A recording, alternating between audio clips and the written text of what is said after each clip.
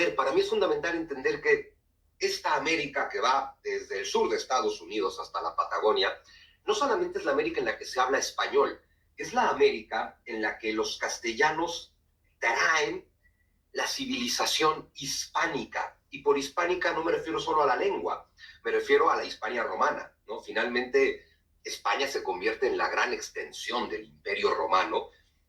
Y es muy bonito entender que lo que Roma hace en España, España lo hace en América, ¿no? Que Roma, en esta Hispania romana, además de llevar el latín, que de ahí eventualmente surgen las diferentes lenguas romances de la península, pues Roma lleva la religión, Roma lleva su cultura, lleva su forma de construir, lleva sus acueductos, lleva sus ciudades, y cómo todo eso construye una civilización en la península ibérica. Y que pues finalmente lo que está pasando en el siglo XV es que un montón de aventureros castellanos, sin tener el menor plan, el menor proyecto, ni la menor idea de lo que estaba pasando, pues de pronto ya estaban de este lado del mundo. Y claro, empiezan a replicar. Es bien importante entender esto porque este tema de que aquí nunca hubo colonias, ¿no? Porque la colonia, a ver, colonia es lo que tienen los ingleses y los franceses, ¿no? Hasta la fecha. Este tema de este territorio es mío, las personas que viven aquí no me importan, yo solamente extraigo de aquí todos los recursos para abastecer la metrópoli. Y no les interesa dejar nada, ningún legado, ningún aporte en lo absoluto. Mientras que los castellanos que llegan a América empiezan a replicar la península ibérica, es decir, pues vamos a hacer ciudades, vamos a hacer universidades, vamos a hacer colegios, vamos a hacer acueductos, y es replicar su cultura viviendo aquí. No es un sistema de extracción de recursos, es de pronto entender muy bonito que si ponemos una fecha simbólica, 1492, ¿no? Como una fecha simbólica del nacimiento de España, y entender que España nace al mismo tiempo en los dos lados del Océano Atlántico. No es que haya una España que cruce el océano a conquistar el continente americano. Si bien sí hay aventureros que eventualmente sí conquistan el continente americano, pero que España está naciendo en ambos lados del océano.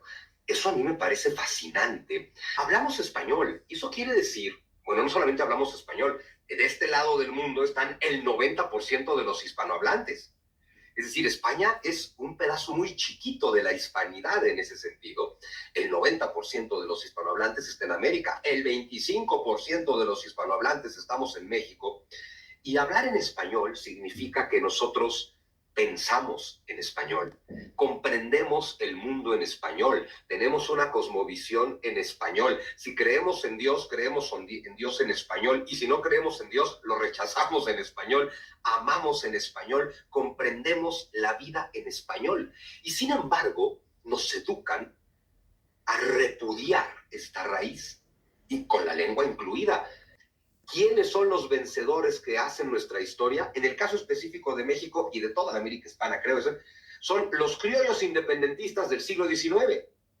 Con este detalle fascinante donde criollos españoles, totalmente españoles, que hablan español, que son católicos y que tienen una tradición totalmente hispana, se rebelan contra España. Y siempre que tienes un conflicto de este tipo, una revolución de este tipo, es fundamental construir al enemigo, construir al otro. Pero ¿cómo construyes al otro si yo hablo español y el otro habla español?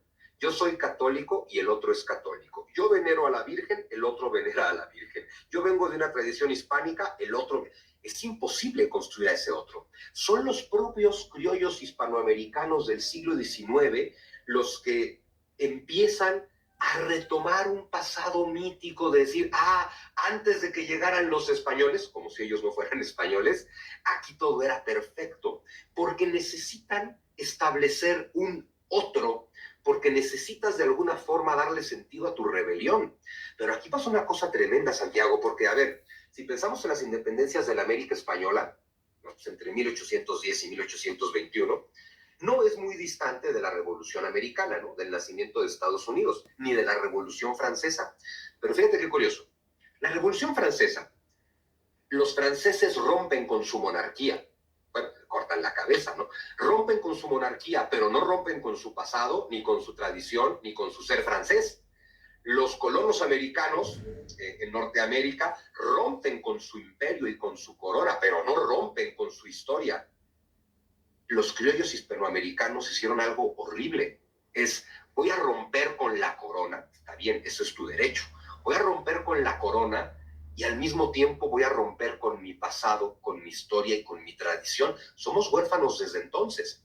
Y si eso ya te lo traes al siglo XX, la Revolución Mexicana, por ejemplo, tras la Revolución Mexicana es que se empieza a construir la narrativa de somos indígenas conquistados por los malditos españoles. Entonces, ¿quiénes son los triunfadores que están escribiendo nuestra versión de la historia? Los de la Revolución, gente del siglo XX que solo están haciendo una narrativa que no busca ni la verdad ni explicar el pasado. Esa narrativa busca justificar el presente. Y si te pones a ver a Francisco de Miranda y a Simón Bolívar y a todos los libertadores de América, todos trabajan para el Imperio Británico. Gobierno. Ay, esta estupidez de dónde está el oro que nos robaron los españoles, ¿no? Que devuelvan el oro que se robaron los españoles. Y hay un dato fundamental. Dato del Banco de México.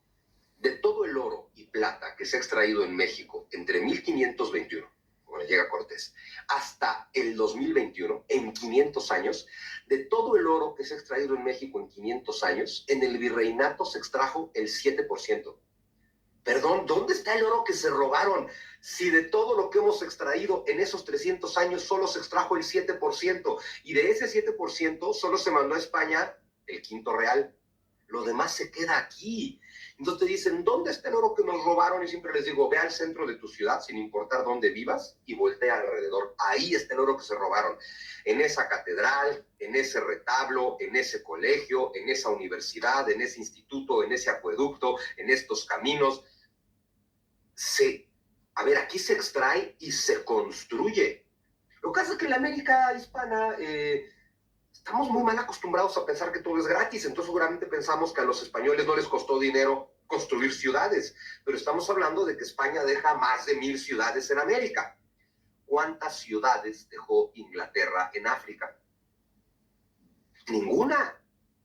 ¿Por qué demonios dedicaría tiempo, dinero y esfuerzo a hacer la gramática de la lengua del pueblo al que pretendo exterminar?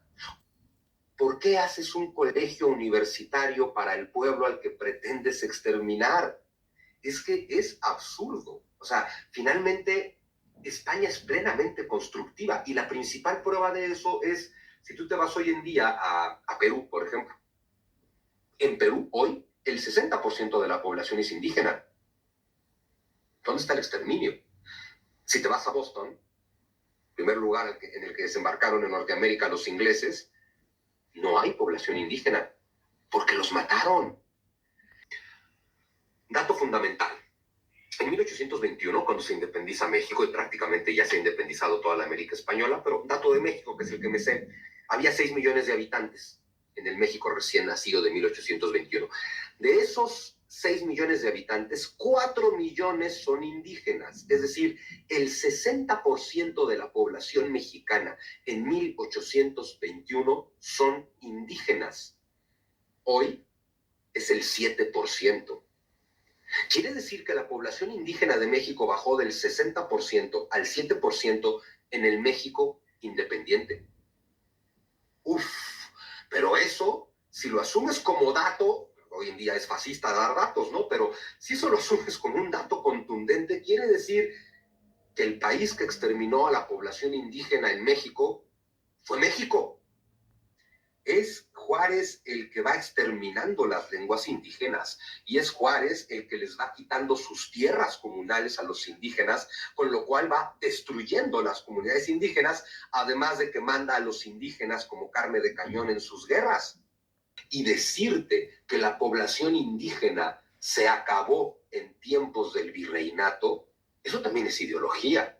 Decirle colonia al virreinato también es ideología. Y fíjate, hablando otra vez de datos, ese 60% de población mexicana que era indígena no hablaba español. Ojo, en 1821 solo el 40% de la población de México habla español. ¿Qué te dice eso? Algo muy simple, que en 300 años de virreinato España no impuso su lengua.